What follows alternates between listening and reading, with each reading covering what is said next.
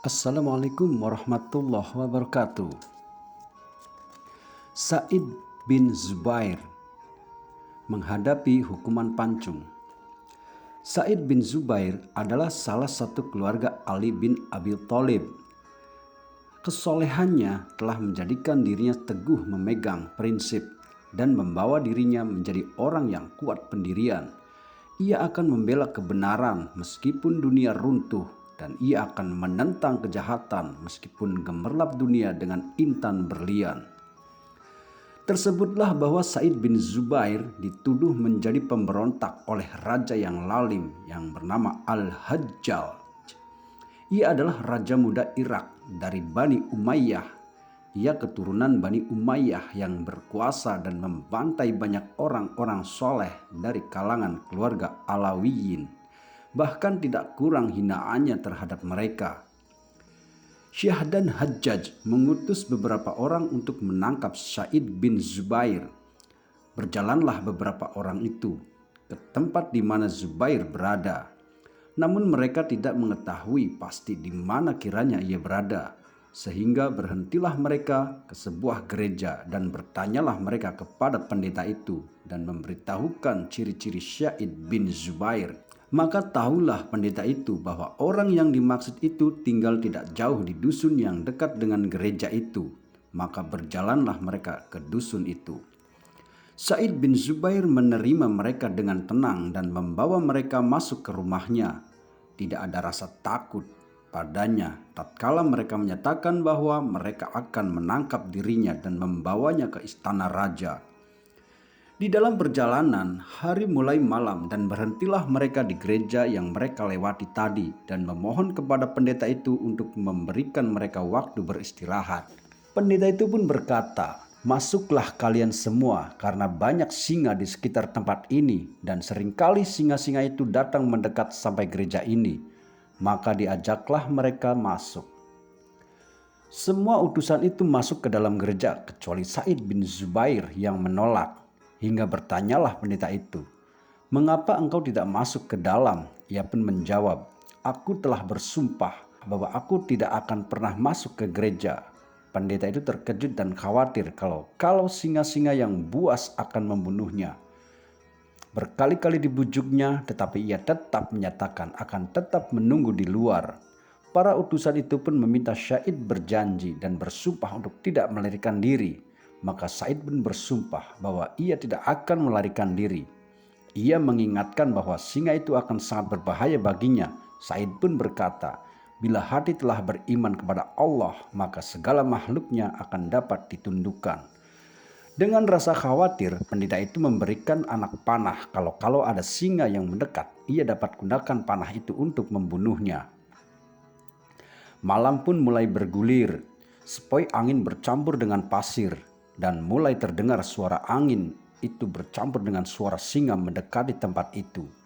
Dari atas gedung, pendeta dan utusan raja itu melihat dari atas apa yang terjadi di bawah sana. Seekor singa betina datang kepadanya.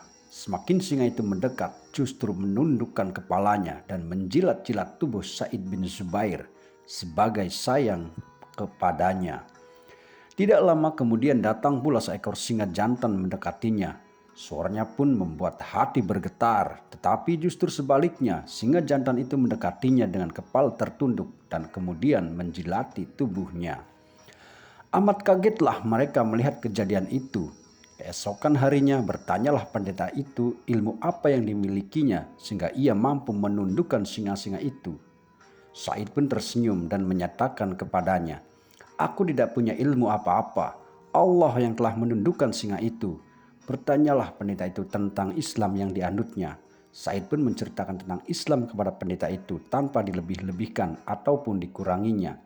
Semua ia ceritakan kepadanya sehingga akhirnya pendeta itu terkagum-kagum dan terlontar dari bibirnya, "Asyhadu an la ilaha illallah wa asyhadu anna Muhammadar Rasulullah." Tanpa disangka-sangka, ia masuk Islam dengan kerelaan hatinya. Utusan-utusan raja itu pun membawa Sa'id bin Zubair. Hati mereka mulai galau. Mengapa mereka yang ditakdirkan untuk membawa orang soleh itu? Di tengah perjalanan yang panjang itu, mereka berkata kepada Sa'id, Sudah ditentukan takdir bagi kami untuk menyerahkanmu kepada raja yang lalim. Andai kata kami tidak terikat dengan janji, maka kami tinggalkan pekerjaan ini. Janji apa yang mengikat kalian? Kata Sa'id bin Zubair. Sebelum kami berangkat ke tempatmu, kami telah berjanji bila kami kembali tanpa membawa engkau, maka kami telah menyatakan talak kepada istri-istri kami. Tunaikanlah apa yang telah engkau janjikan, dan kepada Allah segala urusan kita kembalikan. Sesampai di pintu kota, malam pun tiba. Sa'id bin Zubair meminta kepada utusan-utusan itu untuk memberinya kesempatan untuk menyendiri dan menghabiskan hari terakhirnya dalam doa dan dekat kepada Ilahi. Maka berkatalah utusan itu, "Hai Sa'id, saat ini kita telah menjadi kawan. Berdoalah kepada Allah agar kami diselamatkan dari api neraka." Sa'id kemudian menyendiri, bertafakkur dan berdoa dengan khusyuk pada Allah. Keesokan paginya, ia yang membangunkan utusan-utusan itu untuk sholat subuh. Di istana Hajjaj, ia dihadapkan kepada raja dikelilingi oleh banyak orang dalam istana. Disuruhnya para punggawa istana untuk mengambil berlian, zamrud, yakut, dan baharzat, dan ditaburkan di depan mata Sa'id. Ia berkata, "Mataku tak akan pernah silau kepada harta dunia. Aku lebih berharap janji Allah daripada janji manusia yang dengan mudahnya diingkarinya." Hajjaj berkata, "Apa pendapatmu tentang Ali bin Abi Thalib? Masuk surga atau neraka?" "Bagaimana aku tahu sesuatu yang gaib bagi diriku? Hanya Allah yang mengetahuinya. Siapakah yang paling dimurkai Allah menurutmu? Aku tidak tahu urusan Allah. Aku dapat mengampunimu, maka jika memintanya akan aku ampuni. Akankah aku meminta ampun kepada manusia, padahal Allah yang mengampuni segala dosa manusia?" Dengan murkanya Hajjaj berteriak bahwa dia dan bunuhlah. Dibawalah Sa'id ke tempat pemancingan yang telah disediakan kulit kerbau untuk menampung darahnya. Didongakkannya kepalanya di atas langit, pasrah pada takdir Allah, dan ia membaca doa. Melihat itu Hajjaj begitu marah. Tundukkan kepalanya. Ketika ditundukkan kepalanya, ia membaca Al-Quran surat Al-An'am ayat 79. Yang artinya, "Aku hadapkan wajahku kepada yang telah menciptakan langit dan bumi."